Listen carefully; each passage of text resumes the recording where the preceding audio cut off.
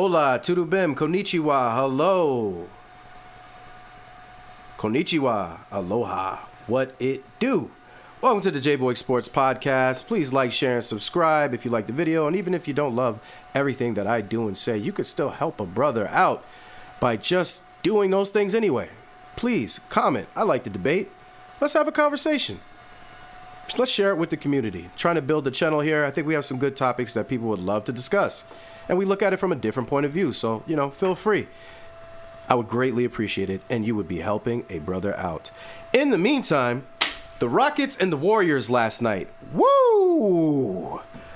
Glad that's over. That was not pretty, man. So basically, what happened is the Rockets jumped out and put BTA, right? Actually, excuse me. I'm not going to say BTA. I'm going to say B2B, okay? Belt to butt. I really don't like to curse, okay? So I try to avoid the cursing. But they put B to B, all right? Belt to butt last night. And you've been looking for this game from the Rockets. You're like, oh, where's this coming? When's the defensive pressure going to get here? But the defensive pressure, truthfully, was never really that bad. But the offensive pressure, that is what really is usually trash for the Rockets. But they came out with a different mentality. I saw a lot of people attacking the basket because at the end of the day, I'm pretty sure the Warriors are by far the smallest team in the playoffs. Now, the Lakers did some nonsense the other day and went super small also, but even with that said, I'm pretty sure the Warriors are even smaller.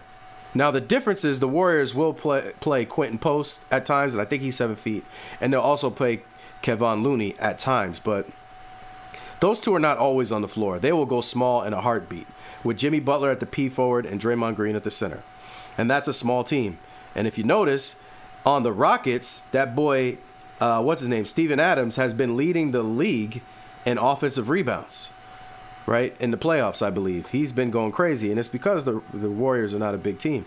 But ultimately, the Warriors fall 131 to 116. This game was not close.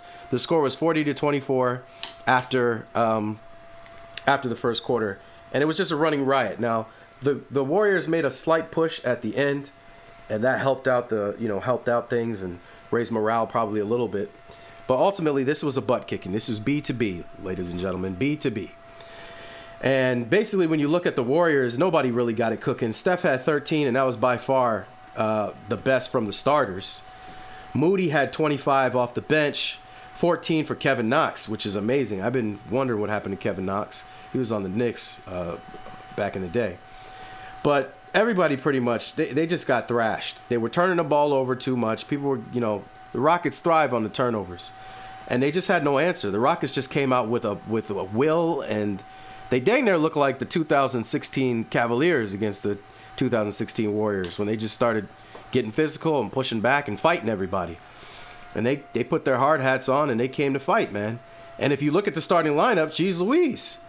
So Jalen Green still didn't play that well. He only had 11 points, but everybody else was rocking on those cylinders. And one thing I will give Jalen Green, he did have 8 rebounds last night in only 28 minutes. Okay? And he also made a strong effort to attack the basket. If your jumper's not falling, you got to go to the rack, man. That's just simple basketball 101. If the jumper's not falling, find other ways to get it done. Play great defense, get to the basket. And he's super athletic, uber athletic. There's no excuse why he shouldn't be going to the basket other than you just fall in love with the jump shot. Because this guy takes some of the worst shots I've ever seen in my life. So if you're going to take those shots, at least practice getting to the basket and then use that to make people back up so you can get a more clean jump shot. So he did okay last night, okay. But really the story here is Fred VanVleet, who I was saying, why don't you guys just bench him? He ain't making no shots. The last 2 games, he been making his shots. He had 26 points on 8 for 13 shooting, 4 for 6 from the field. If Fred VanVleet keeps up this work, the Warriors might be in trouble. Because the last couple games before this, they were just backing off of everybody and the Warriors weren't making anything. If Fred VanVleet is knocking down his shot, they're going to be in trouble. Dillon Brooks, Delonio Brooks himself, the menace of society, had 24 points. He was only 2 for 7 from 3, but 8 for 8 from the free throw line, 7 for 13 from the field, very efficient. And Amen Thompson, right? Let's put a prayer in for Amen Thompson. 25 points, 8 for 9 from the free throw. You got to be kidding me. That boy's free throws have been trash. But he did 8 for 9 yesterday, right? So just a good game by the Rockets. They came out, put B to B, and got the work done. And what do I see in this series? If you're the Warriors, you brush this off. You still have a 3-2 lead. They were not ready to go home. They said, we're not done yet. And I like the Rockets. I like the fight. I really like where the NBA is right now with these young teams that are hungry.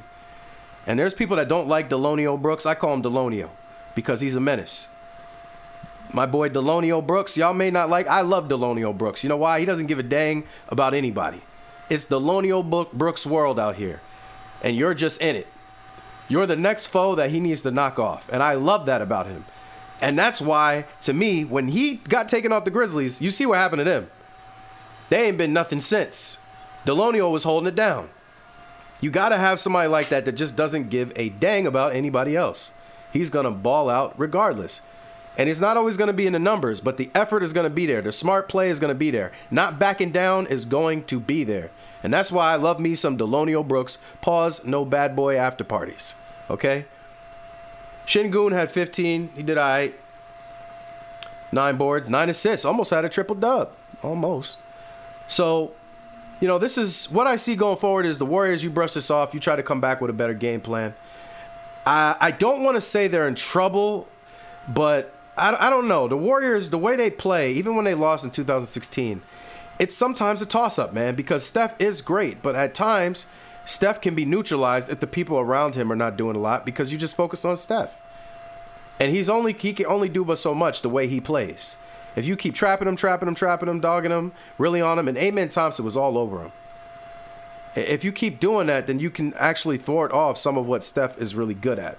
And I feel like that's what they did last night. And can they keep that up? I don't know. Because Steph is the same guy that can give you 50 if he gets hot. And there's just nothing you can do. So if they come out, the Rockets, with the same strategy and it's working, Steph's going to have to not choke, basically. He's going to have to come out and be 50-ball Steph no matter what to close out this series, in my opinion.